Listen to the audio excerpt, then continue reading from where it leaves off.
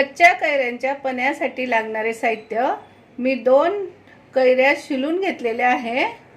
1 वाटी गूळ, चिमूटभर काळं मीठ। कुकरमध्ये ग्लासभर पाणी टाकून घेत आहे। त्यामध्ये शिलून घेतलेल्या कैऱ्या टाकून 1 शिट्टी काढून घ्यायची आहे।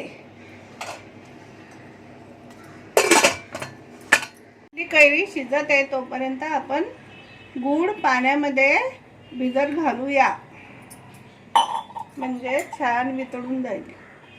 आपण कुकरमध्ये कैऱ्या टाकलेल्या मी मिक्सर मधून बारीक करून घेतलेल्या आहे आणि 1 वाटी गुळाचं पाणी करून घेतलेलं आहे। आता आपण मोठ्या पातेल्यामध्ये घेऊन आधी आपण बारीक केलेली शिजवून घेतलेली कच्ची कैरीचं गर टाकून घेऊया।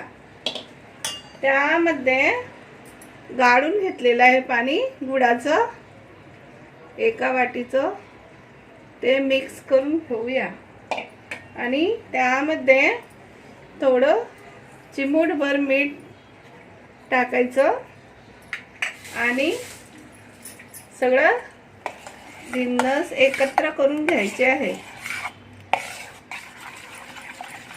हे मिश्रण मी रवीच्या साहाय्याने मिक्स करून घेतलेलं आहे।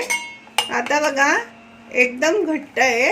मी आता त्यामध्ये 1 ग्लासभर पाणी परत मिक्स करत आहे।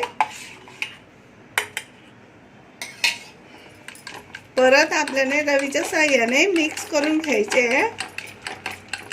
अरे आपले कच्च्या कैरीचे पन्हे तयार आहेत।